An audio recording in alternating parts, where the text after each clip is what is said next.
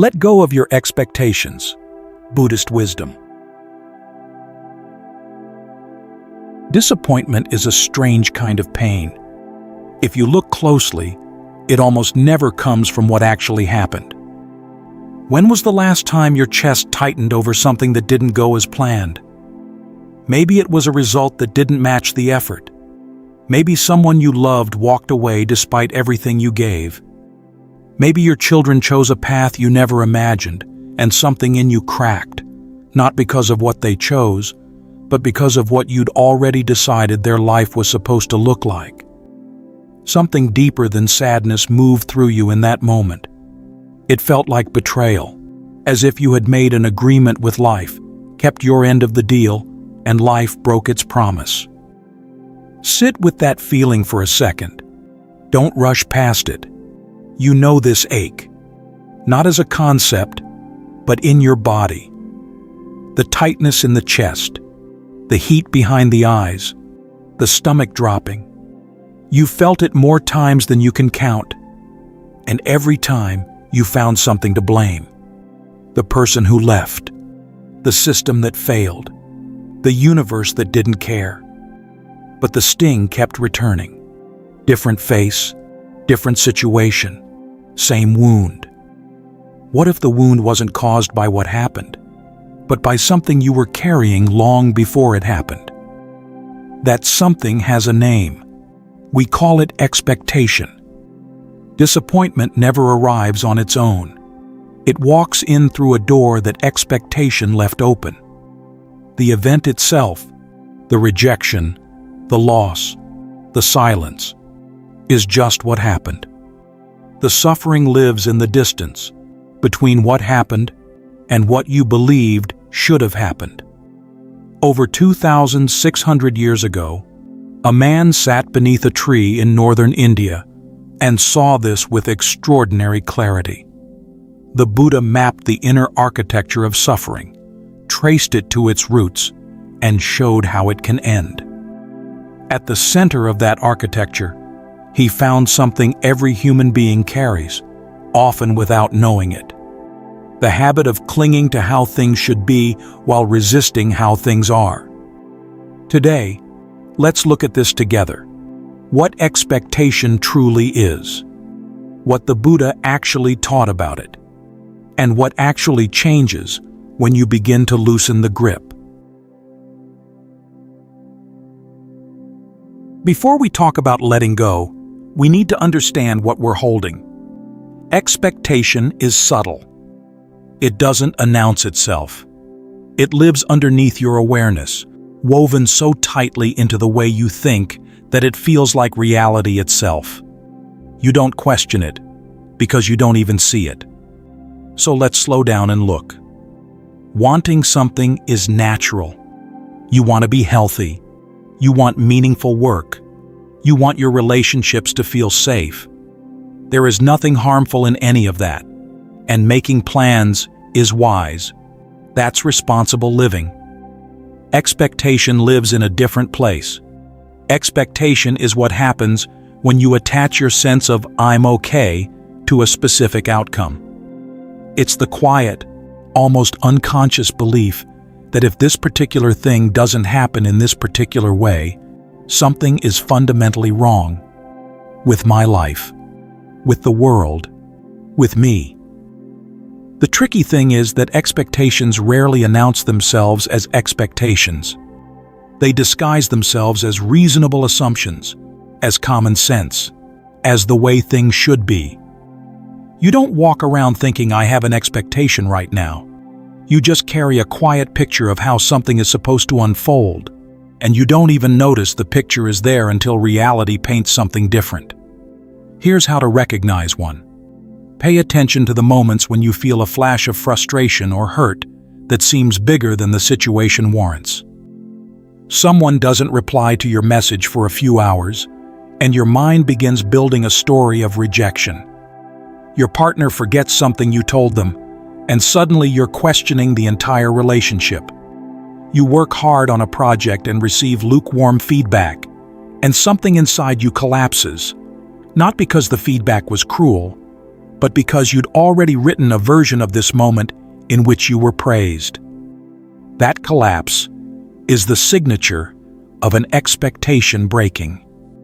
There was a script running beneath the surface, a quiet if-then you didn't know you were carrying. If I love them enough, they'll stay. If I work hard enough, I'll be recognized. If I'm a good person, life will be fair. These scripts feel so natural that they're invisible. And when reality doesn't follow the script, the pain feels like it's coming from the outside, but it's coming from the script itself. There's a reason this pattern runs so deep. Psychologically, the human mind is a prediction machine. It builds mental models of how things should unfold, rehearses outcomes, simulates the future, all to create a sense of safety in a world that offers no guarantees. When reality doesn't match the simulation, the mind treats it as a threat. That's why a missed promotion can feel like a physical blow, why an unanswered message can spiral into a story of abandonment. Your nervous system is responding to a violated prediction as if something genuinely dangerous just happened. It's deeply human. But it means that most of us are walking around carrying dozens of predictions we've mistaken for promises. The Buddha had a word for why this happens: avijja, a fundamental not seeing. We don't see clearly that everything we touch, everything we love, everything we plan for is in constant motion. The Pali word is anicca, impermanence. Every relationship is changing. Every body is aging. Every circumstance is shifting under your feet right now, whether you notice or not. Because we can't accept this, or because we see it and look away, we build expectations. We construct blueprints of how things should go, because admitting that nothing is guaranteed is terrifying. Expectation, at its root, is a defense against impermanence. It's the mind saying, if I plan hard enough, if I need hard enough, I can make things stay. A refusal to grieve in advance for what hasn't been lost yet. And because we refuse to grieve, we are blindsided every time. You don't know you're carrying an expectation until it breaks, until reality shows up looking nothing like the picture in your head and pain floods in, messy, sudden, disproportionate. The expectation was there the entire time, running in the background, as natural and invisible as breathing. Your pain, when it comes, is doing you a favor. Every flash of frustration, every wave of disappointment, is a hidden expectation stepping into the light. The pain is a mirror. Look into it. Not to feel better, but to see what's there. So the next time something hurts, try a different question. A quieter one. What was I expecting? Let it sit. Don't answer right away. Did the Buddha actually tell people to stop having expectations? In those exact words, no. The phrase is modern, but the teaching behind it is ancient and far more precise. And that precision matters, because without it, the teaching becomes something the Buddha never intended. What the Buddha identified is called upadana, clinging. In the Four Noble Truths, he pointed to Taṇhā as the origin of suffering, craving, thirst, the restless hunger of a mind that constantly reaches for things to be other than they are. In the Dhammacakkappavattana Sutta, the first teaching he gave after his awakening, he described 3 forms of this craving. Craving for sensory pleasure, craving to become something, to be successful, admired, a certain kind of person, and craving for things to disappear, for pain to end, for uncomfortable realities to stop existing. That second form is where most of our expectations quietly live. The third, the craving for disappearance, hides a trap we'll return to later. Here's where the teaching gets misunderstood. Many people hear craving causes suffering and conclude the Buddha wanted us to want nothing, to become indifferent. This turns one of the most compassionate teachings in human history into something lifeless, and it misses a distinction he made very clearly. In the Pali tradition, there is a word called Chanda, wholesome aspiration, the desire to grow, to learn, to care. The Buddha placed Chanda as the very first of the 4 Iddhipada, the foundations of spiritual power. He taught people to want with open hands. Taṇhā grips. It says, "I need this outcome, and I cannot be at peace without it." There is a tightness in it, an anxiety, a fear of loss, even before anything has been lost. Chanda reaches forward with care and dedication, and then allows the result to arrive in whatever form it takes. The effort is wholehearted. The attachment to the outcome is released. But I want to be honest about something here, because leaving it unsaid would be a disservice. The line between Chanda and Taṇhā is razor thin, and most of what we believe is wholesome aspiration still carries traces of craving underneath. A father says, "I want my child to be happy," and calls it love.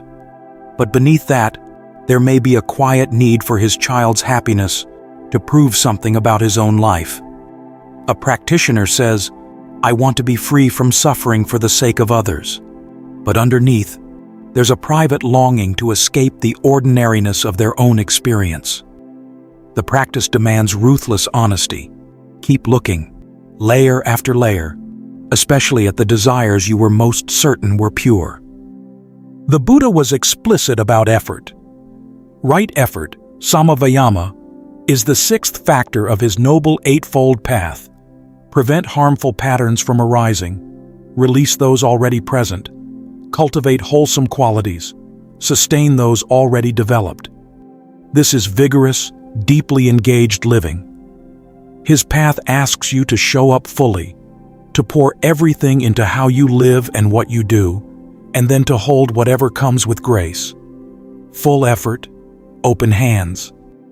You still work, still love, still build. You simply stop insisting the universe owes you a specific receipt for your effort. When people first hear this teaching, something resists, and that resistance makes sense. The mind immediately asks, does this mean I should stop caring? Does this mean I throw everything away and feel nothing? So let's be very clear about what letting go actually is. Letting go does not mean discarding your love, your drive, or your care. It means seeing clearly what you're actually holding. Most of the time, we don't even know we're gripping something until the grip causes pain. We think we're loving someone, but underneath, we're demanding they fill a specific role. We think we're working hard, but underneath, we've already decided that only one outcome is acceptable. We think we're being devoted parents, but underneath, we're holding our children's futures hostage to a picture we painted before they could speak. Letting go is the moment you see that clearly. You see the demand hiding beneath the love. You see the condition hiding beneath the effort. You see the blueprint hiding beneath the care. And in that seeing, something begins to shift on its own. You don't have to force yourself to release anything. You just have to see honestly what's there. When you carry expectations into your relationships, your love quietly becomes conditional, often without you noticing. "I love you" begins to carry an invisible footnote. As long as you meet the image I hold of you. Every time the real person deviates from that image, you feel hurt. You think they caused it. But the hurt was born between who they are and who you needed them to be. When that image dissolves, you begin to see the actual human being standing there, with all their imperfections. And your love, freed from conditions, becomes more spacious. The Buddha called this quality metta, loving kindness, a goodwill that doesn't require the other person to change. So the next time someone you care about does something that stings, pause and ask, am I hurting because of what they did, or because of what I expected them to do? Sit with that. Don't rush to the next thought. There is another layer, more subtle, that catches people who've already been practicing for a while. It's the trap of expecting the pain to stop. You try to release your grip. You sit with the ideas, genuinely attempt to practice, and then pain comes anyway. Disappointment returns. You think, I must be doing this wrong. But look at what just happened. You released one expectation and quietly built a new one in its place. The expectation that practice would make you immune to suffering. Now you're clinging to the idea of freedom from clinging. The Buddha had a term for this pattern. He called it vibhava Taṇhā, the craving for non-existence, the desire to make unpleasant experience simply vanish. It is the most refined form of craving, because it wears the costume of spiritual progress. If you sit with this long enough, a sharper question surfaces. What exactly are you protecting when you grip so tightly? Look carefully. You might find that it's not the outcome you're protecting. It's a sense of control. And control, in a world that is fundamentally impermanent, is itself the deepest form of expectation. Notice your breathing right now. Notice whether your jaw has clenched or your shoulders have lifted while reading this. That tension is information. It's the grip showing up in real time. This practice is not a single event. It's what the Pali tradition calls bhavana, cultivation through repetition. But there's a difference between seeing a chain and breaking it. The moment you notice the grip, that noticing is real. It matters. It is the necessary first step. But it is only the first step. After seeing comes what the Pali texts call viraga, dispassion, the gradual cooling of the heat that kept you holding on. And after that comes pahana, the actual abandoning, the moment you stop feeding the old pattern, stop returning to the same story for comfort. This takes months, years, repetitions beyond counting. Sometimes you'll see the expectation clearly and still not be ready to release it. That is not failure. But don't mistake the seeing for the freedom. The seeing is the door. You still have to walk through it.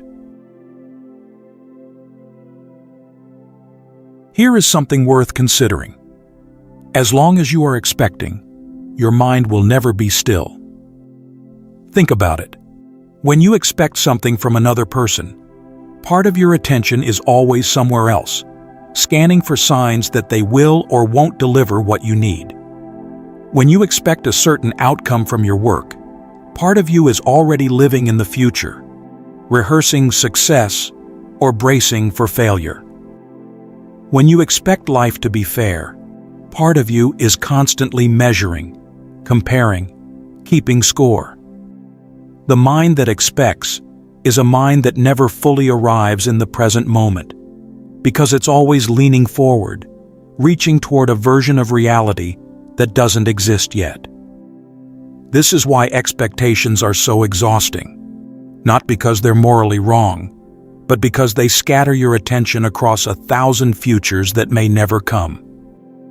The Buddha, in the Lokadhamma Sutta, described 8 forces that move through every human life. He called them the 8 worldly winds: gain and loss, praise and blame, fame and disgrace, pleasure and pain. These winds blow through every life. No one chooses which arrive. The Buddha himself was praised by thousands and slandered by those closest to him. He was honored in royal courts and turned away from entire villages. The winds spare no one. But here is what changes when expectations begin to quiet down. You stop being thrown around by the weather. Praise comes. and you receive it without needing it to stay. Blame comes, and it stings, but it doesn't shatter you, because your sense of worth wasn't resting on what others think. Failure arrives, and instead of collapsing, you look at it clearly, learn what it has to teach, and keep moving. Pleasure comes, and you enjoy it fully without clinging, without the desperate thought, "Don't let this end." This is not numbness. This is presence. When the mind stops leaning into the future, it lands here, in this room, in this breath, with this person in front of you. You begin to notice things you were too distracted to see before. The way your child laughs when they're not performing for you. The warmth of a friend who shows up imperfectly, but honestly. The quiet satisfaction of work done well, regardless of whether anyone applauds. There is a beautiful paradox here. The less you demand from life, the more you actually receive from it. Because you are finally paying attention to what is here instead of measuring it against a fantasy of what should be. This doesn't mean you stop caring. It means you care about what's real instead of what's imagined. You love the person in front of you, not the version you rehearsed in your head. You engage with the work before you, not the reward you've already spent in your mind. You live this day, not the projection of a day you think you deserve. And perhaps this is the deepest thing worth saying. The nature of letting go, when you finally understand it, is not an act of force. You don't wrestle your expectations to the ground. You don't shame yourself for having them. You simply see them clearly enough that they loosen on their own. This is what the entire journey has been pointing toward. The pain was a mirror. The teachings were a lens.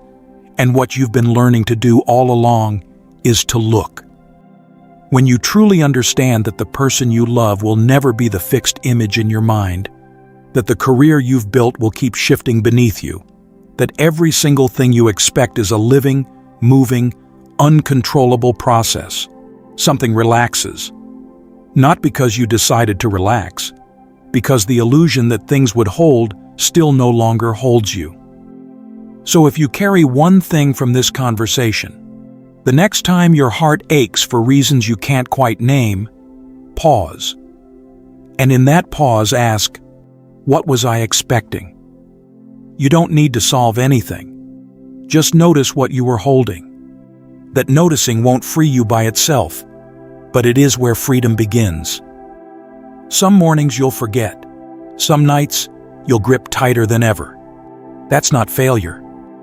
That's what it means to be alive in a body, in a world, among people you love. But somewhere in the middle of an ordinary day, you'll catch yourself reaching for the old script. And this time, you'll see it. You'll see the demand hiding underneath the hope. And in that seeing, the grip won't feel quite as necessary as it used to.